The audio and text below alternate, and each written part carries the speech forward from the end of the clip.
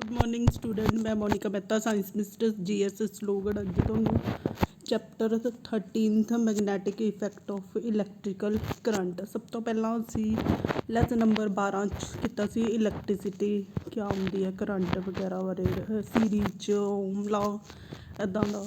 ठीक है, electrical current अज असी कर रहे हैं कि जो एक वायर है जिहदे विच करंट फ्लो करता है तो उहदे सराउंडिंग मैगनैटिक फील्ड हुंदा है जां ओह एक मैगनेट की तरह बिहेव करती हैगी है। तो असीं ये एक एक्टिविटी के थ्रू दिखा रहे हैं। एक सर्किट हैगा, बैटरी लगाई है तो की और ये विचों करंट रजिस्टेंस और एमीटर लगाया। असीं की कीता, एक कार्डबोर्ड दे विच दी एक वायर नूं पास किया जो ये विचों करंट जाऊगा। ठीक है, तो ये कार्डबोर्ड के उत्ते असीं एक कंपस रखी है। कंपस क्या है, डिफ्लैक्शन शो करेगी, डिफ्लैक्शन शो करेगी। तो इदा प्रूव होंदा कि जिहड़ी वायर है करंट लगे जा रही सी तो जिहदे करके इहदे सराउंडिंग क्या है, मैगनैटिक फील्ड हैगा, मैगनैटिक फील्ड है। तो करके जो कंपस हैगी है वो की हुई, डिफ्लैक्शन शो की कंपस ने। ठीक है, तो इदा तुसीं एक एक्सपैरीमेंट के थ्रू दस सकते हो कि a current carrying wire having the electrical field magnetic field surround it, that's why the compass will deflect। हुण क्वेश्चन आंदा है कि कंपस क्यों डिफ्लैक्ट करती है। कंपस क्या होंदी है, तो एक ठीक है डिब्बी हैगी है तो ये विच आ नॉर्थ पोल साउथ पोल, जो टेल एंड है वो क्या करेगा, साउथ पोल की तरह। तो ये स्मॉल टाइनी मैगनेट, टाइनी बार मैगनेट ये होंदी है ये, इस करके ये डिफ्लैक्शन शो करेगी। In the lower classes we have done कि जो सिमिलर पोल है they will repel each other and opposite pole will attract each other. इदां दी एक्टिविटीज़ असी मैगनेट्स लैके छोटी क्लास च कीतियां हैगियां।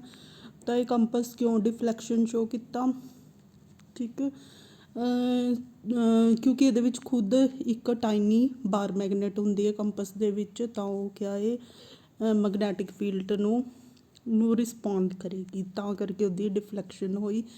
असी की कह सकते हैं जिमें इलैक्ट्रिकल इफैक्ट दे करके जो है मैगनैटिक फील्ड प्रोड्यूस होंदा है।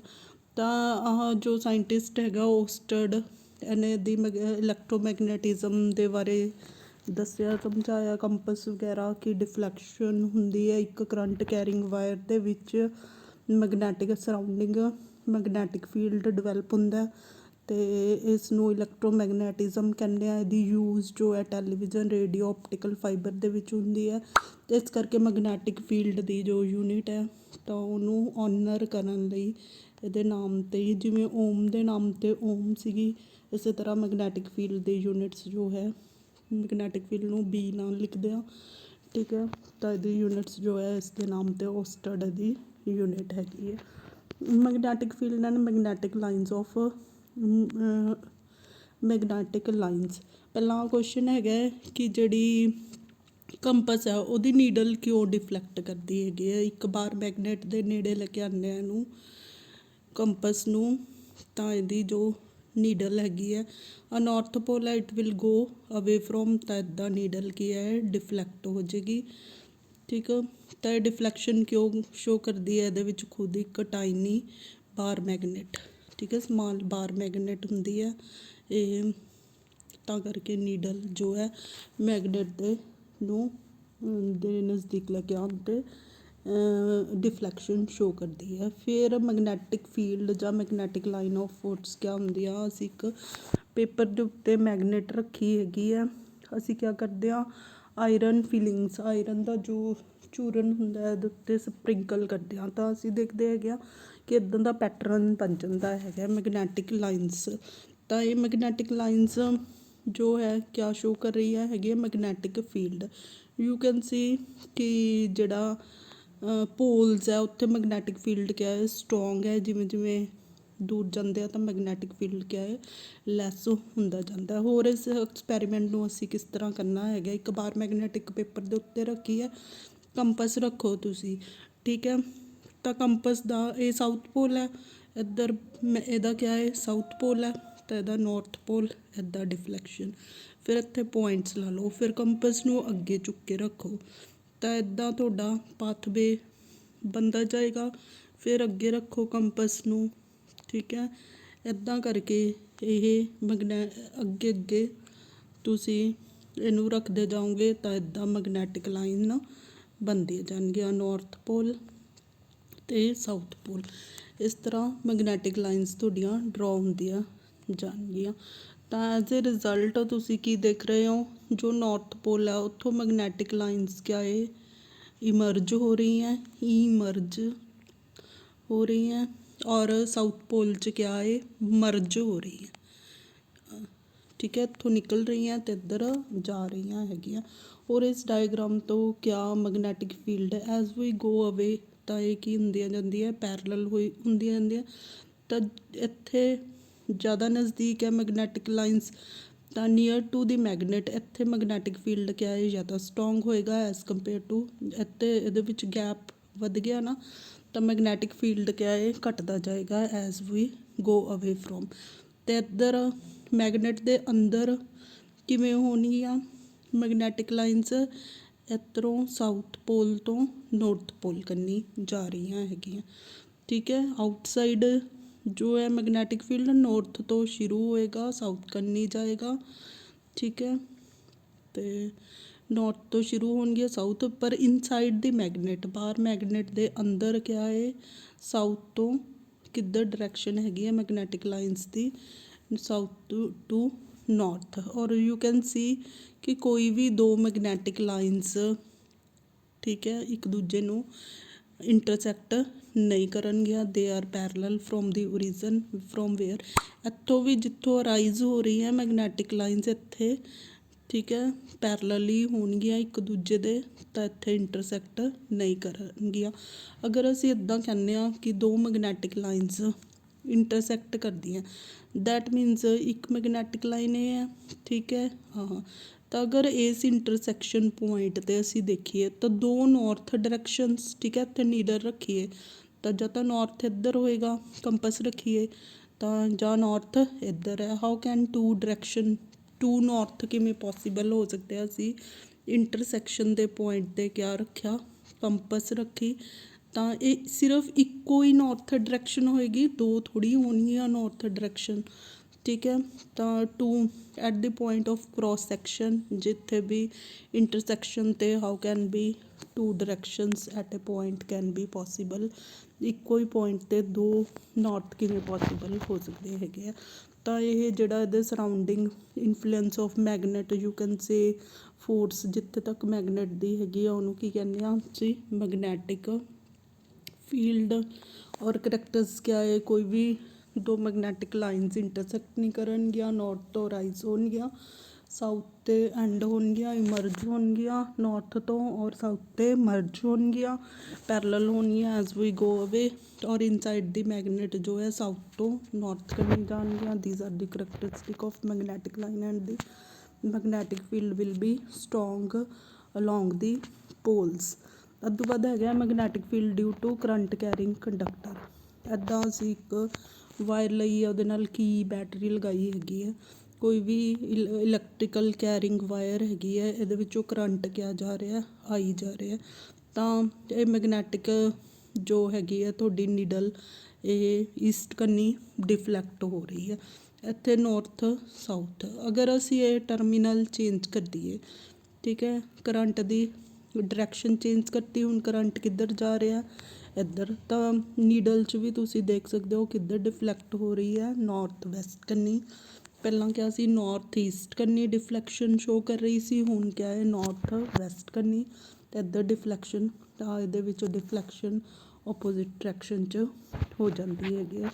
ਤਾਂ ਦਿਸ ਵੇ ਸ਼ੋ ਕਿ ਇੱਕ ਕਰੰਟ ਕੈਰਿੰਗ ਵਾਇਰ ਹੈ, ਉਹਦੇ ਕੋਲ ਕੰਪਸ ਰੱਖੀਏ ਤਾਂ ਉਹ ਡਿਫਲੈਕਸ਼ਨ ਸ਼ੋ ਕਰੇਗੀ on changing the terminal of the battery, ਜਾਂ ਕਰੰਟ ਦੀ ਡਾਇਰੈਕਸ਼ਨ ਚੇਂਜ ਕਰਨ ਦੇ ਨਾਲ ਕੰਪਸ ਦੇ ਵਿੱਚ ਡਿਫਲੈਕਸ਼ਨ ਵੀ ਕਿਆ ਹੈ, ਚੇਂਜ ਹੋ ਗਈ, ਅਪੋਜ਼ਿਟ ਡਾਇਰੈਕਸ਼ਨ 'ਚ ਹੋ ਜਾਏਗੀ ਜਦੋਂ ਅਸੀਂ ਇੱਥੋਂ ਕਰੰਟ ਦੀ ਡਾਇਰੈਕਸ਼ਨ ਚੇਂਜ ਕਰ ਦਿੰਦੇ ਹੈਗੇ ਆ। ਤਾਂ ਦਿਸ ਵੇ ਯੂ ਕੈਨ ਸ਼ੋ ਕਿ ਇੱਕ ਕਰੰਟ ਕੈਰਿੰਗ ਵਾਇਰ, ਜਿੰਨੀਆਂ ਵੀ ਸਾਡੀਆਂ ਬਿਜਲੀ ਦੀ ਤਾਰਾਂ ਹੈਗੀਆਂ, ਇਲੈਕਟ੍ਰੀਸਿਟੀ ਫਲੋ ਕਰ ਰਹੀ ਹੈ, ਜਿਹਦੇ ਕਰਕੇ ਸਰਾਊਂਡਿੰਗ ਕਿਆ ਹੈ, ਮੈਗਨੈਟਿਕ ਫੀਲਡ ਹੈਗਾ ਹੈ। ਔਰ ਦਿਸ ਐਕਸਪੈਰੀਮੈਂਟ ਆਲਸੋ ਸ਼ੋਜ਼, ਅਸੀਂ ਕੀ ਕੀਤਾ ਹੈਗਾ, ਇੱਕ ਵਾਇਰ ਲਈ ਹੈ, ਠੀਕ ਹੈ, ਆ ਇੱਕ ਬੋਰਡ ਲਗਾਇਆ ਹੈ, ਇਹਦੇ ਉੱਤੇ ਆਇਰਨ, ਇਹਦੇ ਵਿੱਚੋਂ ਕਰੰਟ ਕਿਆ ਹੈ ਜਾ ਰਿਹਾ ਹੈਗਾ, ਐਮੀਟਰ, ਬੈਟਰੀ, ਕੀ, ਰੀਓਸਟੈਟ ਵਗੈਰਾ ਲਗਾ ਕੇ ਇੱਦਾਂ ਅਸੀਂ ਇੱਕ ਸੈਟਅਪ ਕੀਤਾ ਹੈਗਾ। ਤਾਂ ਜਦੋਂ ਕਰੰਟ ਜਾ ਰਿਹਾ ਇਹਦੇ ਵਿੱਚੋਂ, ਠੀਕ ਹੈ, ਕਰੰਟ ਕਿਆ ਹੈ ਇਸ ਡਾਇਰੈਕਸ਼ਨ 'ਚ ਜਾ ਰਿਹਾ, ਤਾਂ ਤੁਸੀਂ ਦੇਖ ਸਕਦੇ ਹੋ ਇਹਦੇ ਸਰਾਊਂਡ ਆਇਰਨ ਜੋ ਹੈ ਕੋਸੈਂਟਰਿਕ ਰਿੰਗਸ ਬਣਾ ਲੇਗਾ, ਕੋਸੈਂਟਰਿਕ ਰਿੰਗਸ ਸਰਕਲਸ ਦੀ ਫੋਰਮ 'ਚ ਇਹ ਆਪਣੇ ਆਪ ਨੂੰ ਅਰੇਂਜ ਕਰ ਲੇਗਾ। Sorry something happen. ਤਾਂ ਇੱਦਾਂ ਜੋ ਕਰੰਟ ਕੈਰਿੰਗ ਵਾਇਰ ਹੈ ਉਹਦੇ ਸਰਾਊਂਡਿੰਗ ਆਇਰਨ ਦਾ ਜੋ ਹੈ ਚੂਰਨ ਫੀਲਿੰਗ ਹੈ ਉਹ ਸਪ੍ਰਿੰਕਲ ਕੀਤੀ, ਤਾਂ they will arrange in the concentric circle. This way you can show ਕਿ ਜਿਹੜਾ ਇਹਦੇ ਸਰਾਊਂਡਿੰਗ ਹੈ ਮੈਗਨੈਟਿਕ ਫੀਲਡ, ਇੱਕ ਕਰੰਟ ਕੈਰਿੰਗ ਵਾਇਰ 'ਚੋਂ ਮੈਗਨੈਟਿਕ ਫੀਲਡ ਡਿਵੈਲਪ ਹੁੰਦਾ। ਤਾਂ ਅਸੀਂ ਇਹਨੂੰ ਰਾਈਟ ਹੈਂਡ ਥੰਬ ਰੂਲ ਦੇ ਨਾਲ, ਰਾਈਟ ਹੈਂਡ ਥੰਬ ਰੂਲ ਕੀ ਹੈਗਾ, ਤਾਂ ਕਰੰਟ ਹੈ ਡਾਊਨਵਰਡ ਜਾ ਰਿਹਾ, ਤਾਂ ਸਾਡਾ ਜੋ ਥੰਬ ਹੈ, ਥੰਬ ਇੱਧਰ ਹੈ, ਠੀਕ ਹੈ, ਸਾਡੀਆਂ ਫਿੰਗਰਸ ਤੁਸੀਂ ਆਪਣਾ this will I will show in the class. ਤਾਂ ਇਹ ਜਿਹੜੀਆਂ ਹੈਗੀਆਂ ਫਿੰਗਰਸ ਦੀ ਡਾਇਰੈਕਸ਼ਨ ਕਿਆ ਹੋਏਗੀ, ਇੱਦਾਂ ਕਲੋਕਵਾਈਜ਼, ਕਲੋਕਵਾਈਜ਼।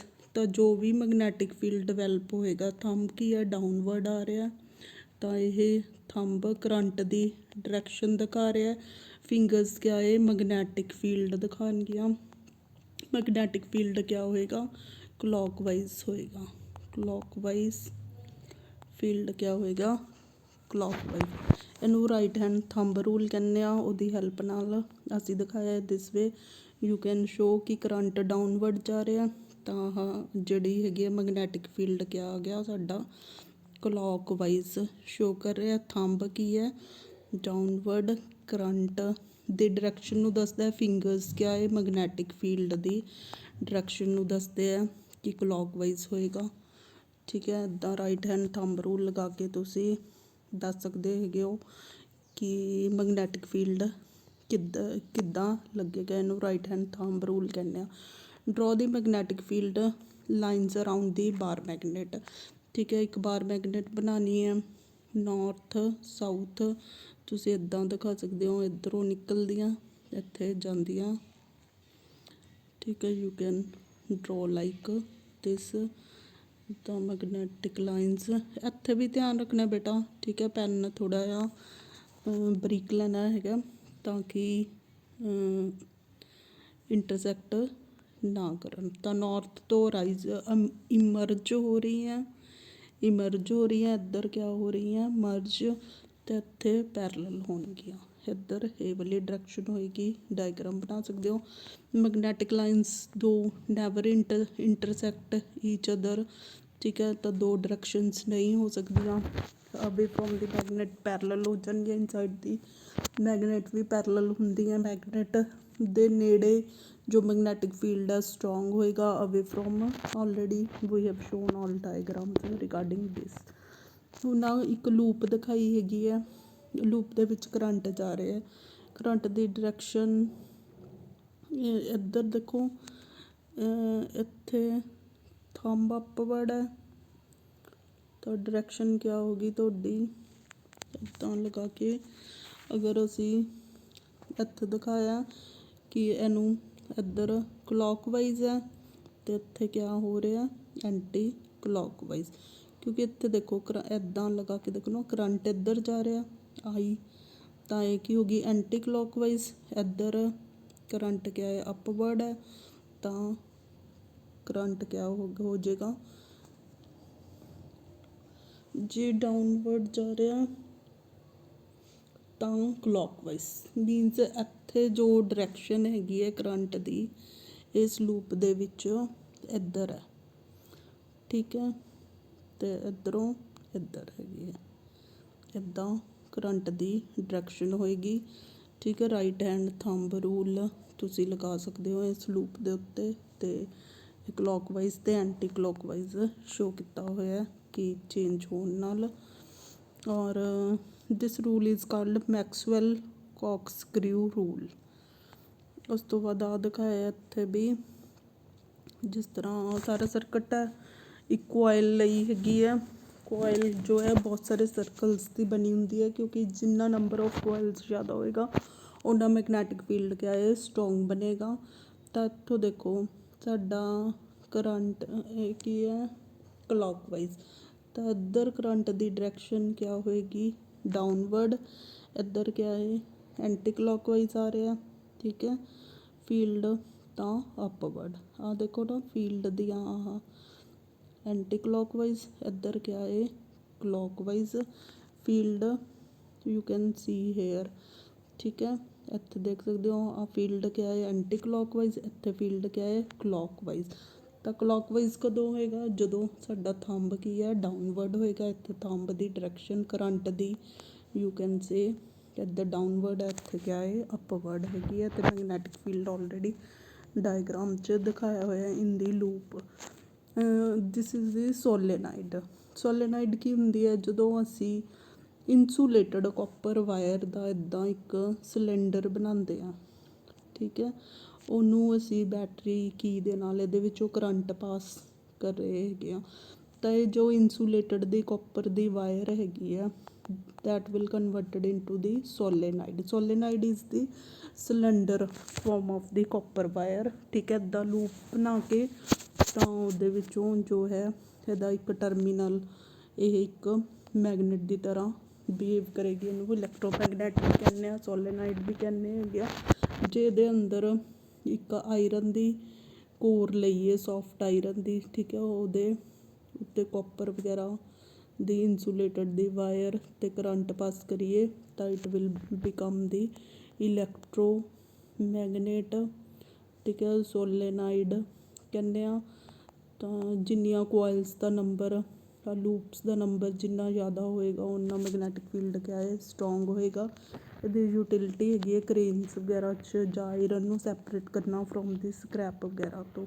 ਤਾਂ ਸੋਫਟ ਆਇਰਨ ਦੀ ਕੋਰ ਦਿਖਾਈ ਹੈ, ਉੱਪਰ ਕਾਪਰ ਵਾਇਰ ਲਪੇਟੀ ਹੋਈ ਹੈ, ਤਾਂ this will become the ਇਲੈਕਟ੍ਰੋਮੈਗਨੇਟ। The utility ਹੈਗੀ ਹੈ ਕਿ ਜੋ ਹੈ ਕਰੇਨਸ ਵਗੈਰਾ ਦੇ ਵਿੱਚੋਂ ਔਰ ਆਇਰਨ ਨੂੰ ਸੈਪਰੇਟ ਕਰਨਾ ਫਰੋਮ ਦੀ ਗਾਰਬੇਜ ਵਗੈਰਾ ਚੋਂ ਜਾਂ ਫਰੋਮ ਦੀ ਰਿਮੇਨਿੰਗ ਆਫ ਦੀ, ਠੀਕ। ਉਸ ਤੋਂ ਬਾਅਦ ਹੈਗਾ ਅਸੀਂ ਸ਼ੋ ਕਰ ਸਕਦੇ ਹਾਂ ਅਗਰ ਕੋਈ ਵਾਇਰ ਹੈ ਜਾਂ ਕੋਈ ਰੋਡ ਵਗੈਰਾ ਉਹਦੇ ਵਿੱਚੋਂ ਕਰੰਟ ਪਾਸ ਹੋ ਰਿਹਾ ਔਰ ਅਸੀਂ ਉਹਨੂੰ ਮੈਗਨੈਟਿਕ ਫੀਲਡ 'ਚ ਵੀ ਰੱਖਿਆ ਹੈਗਾ, ਠੀਕ ਹੈ, ਮੈਗਨੈਟਿਕ ਫੀਲਡ 'ਚ ਵੀ ਰੱਖਿਆ ਔਰ ਉਸ 'ਚੋਂ ਕਰੰਟ ਵੀ ਪਾਸ ਹੋ ਰਿਹਾ, ਤਾਂ ਇਹਦੇ ਉੱਤੇ ਇੱਕ ਫੋਰਸ ਲੱਗੇਗੀ। ਮੀਨਸ ਦੋਨੋਂ ਇਲੈਕਟ੍ਰੀਕਲ ਅਤੇ ਮੈਗਨੈਟਿਕ ਫੀਲਡ ਦੇ ਕਰਕੇ ਕਿਸੇ ਵਾਇਰ 'ਤੇ ਫੋਰਸ ਲੱਗੇਗੀ ਜਿਹਦੇ ਕਰਕੇ ਉਹ ਮੋਸ਼ਨ 'ਚ ਆ ਜਾਏਗੀ, ਠੀਕ ਹੈ। ਮੋਸ਼ਨ 'ਚ ਆਉਣ ਕਰਕੇ ਇਹ ਡਿਫਲੈਕਸ਼ਨ ਸ਼ੋ ਕਰੇਗੀ। ਦਿਸ ਐਕਸਪੈਰੀਮੈਂਟ ਸ਼ੋਜ਼ ਕਿ ਇਹਦੇ ਵਿੱਚੋਂ ਕਰੰਟ ਪਾਸ ਹੋ ਰਿਹਾ, ਇਹਨੂੰ ਮੈਗਨੈਟਿਕ ਫੀਲਡ 'ਚ ਰੱਖਿਆ ਹੈਗਾ। ਤਾਂ ਮੈਗਨੈਟਿਕ ਲਾਈਨਸ ਕਿਆ ਹੋਣਗੀਆਂ ਨੌਰਥ ਤੋਂ ਸਾਊਥ, ਠੀਕ ਆ।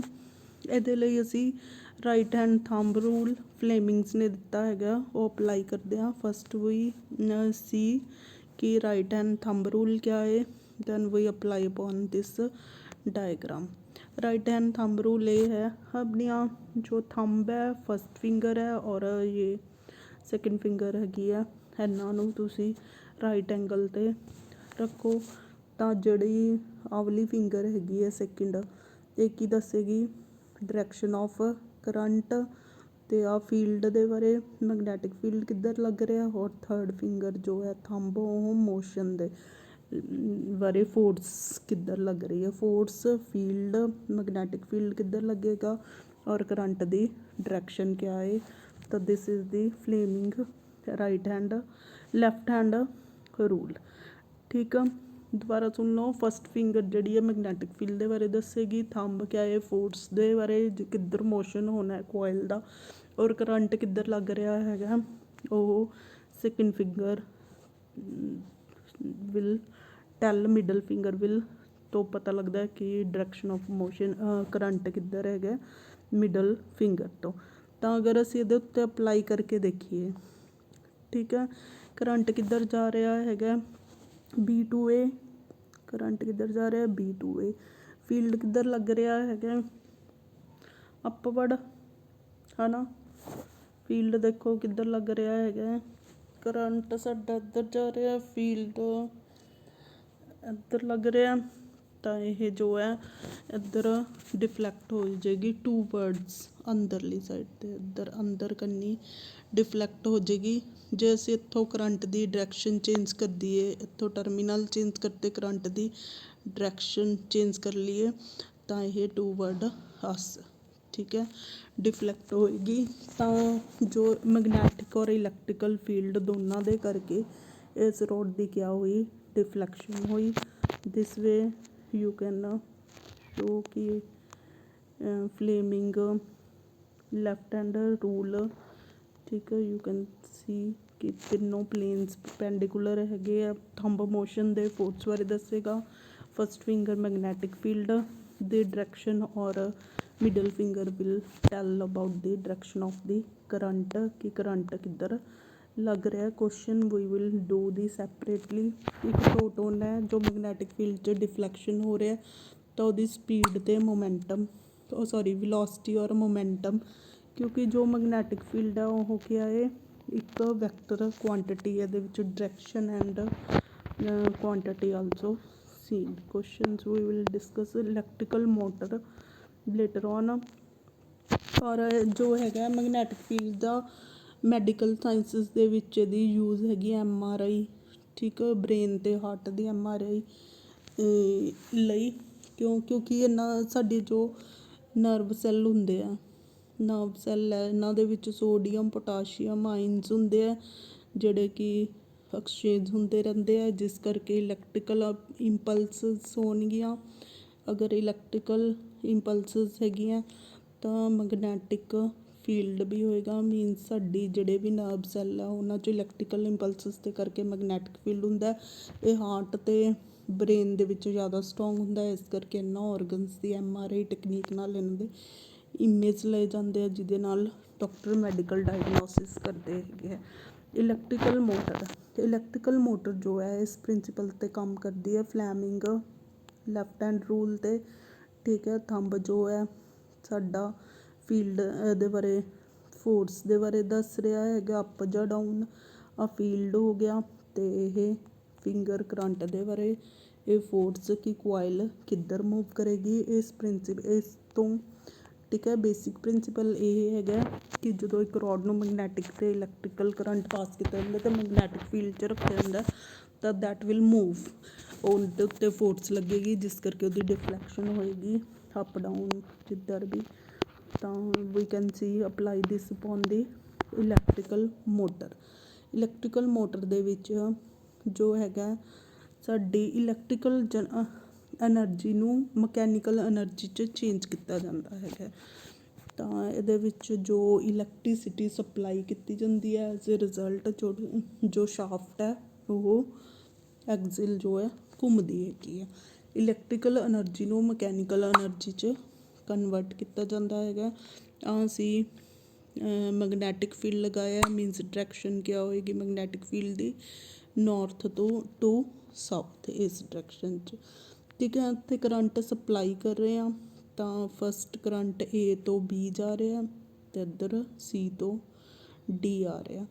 ਤਾਂ ਅਗਰ ਅਸੀਂ ਫਲੇਮਿੰਗ ਦਾ ਲੈਫਟ ਹੈਂਡ ਰੂਲ ਲਗਾਈਏ, ਕਰੰਟ ਇੱਧਰ ਜਾ ਰਿਹਾ, ਠੀਕ ਹੈ।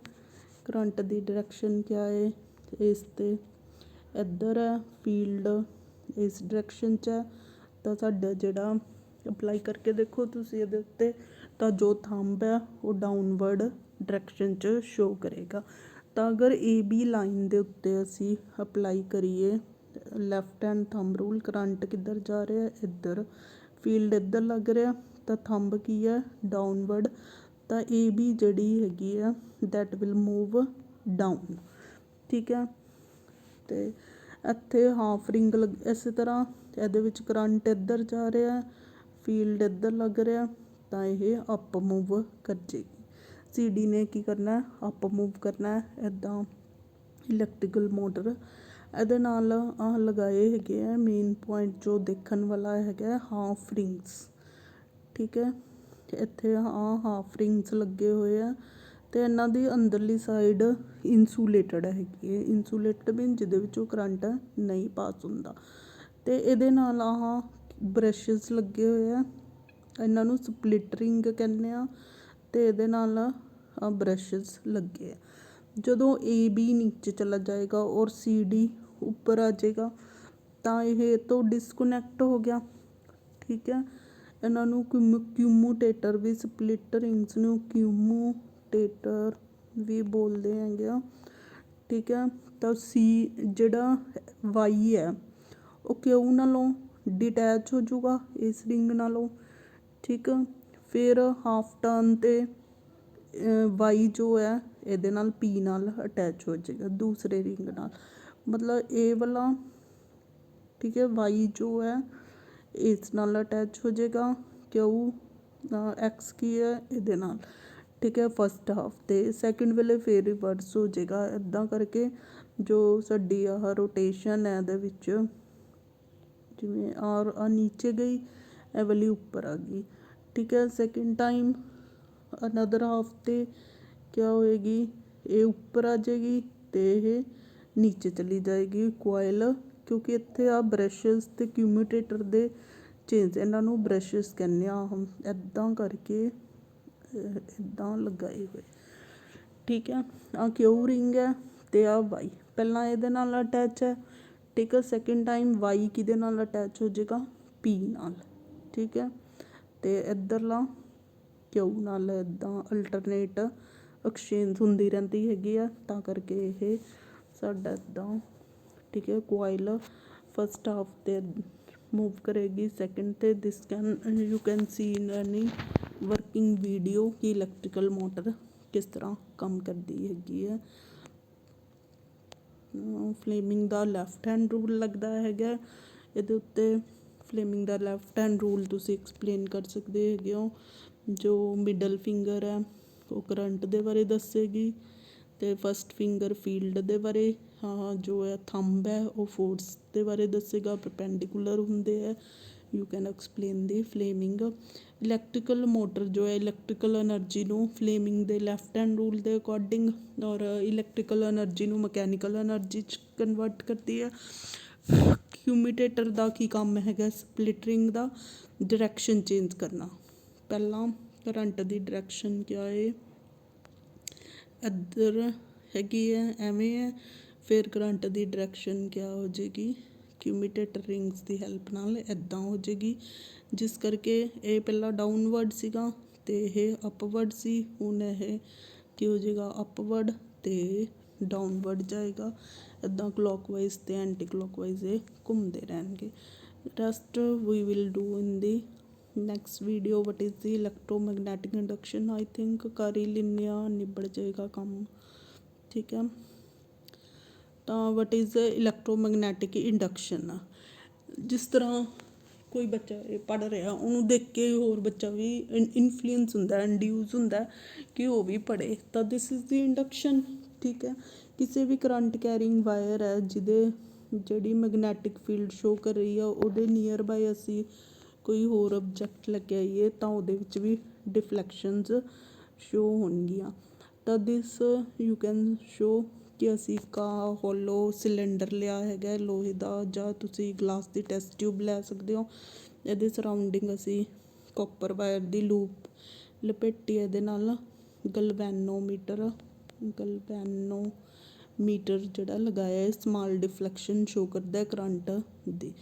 ਉਦੋਂ ਬਾਅਦ ਨੌਰਥ ਪੋਲ ਇਹਦਾ, ਠੀਕ ਹੈ, ਇਸ ਨੂੰ ਅਸੀਂ ਮੈਗਨੇਟ ਨੂੰ ਅੰਦਰ ਲੈ ਕੇ ਜਾਂਦੇ ਹਾਂ ਤਾਂ ਇਹਦੇ ਵਿੱਚ ਡਿਫਲੈਕਸ਼ਨ ਹੋਏਗੀ। ਜਿਸ ਤਰ੍ਹਾਂ ਇੱਧਰ ਮੂਵ ਕੀਤਾ ਹੈਗਾ ਰਾਈਟ ਸਾਈਡ 'ਤੇ, ਅਗਰ ਇਹਨੂੰ ਦੂਰ ਲੈ ਕੇ ਜਾਈਏ ਤਾਂ ਲੈਫਟ 'ਤੇ।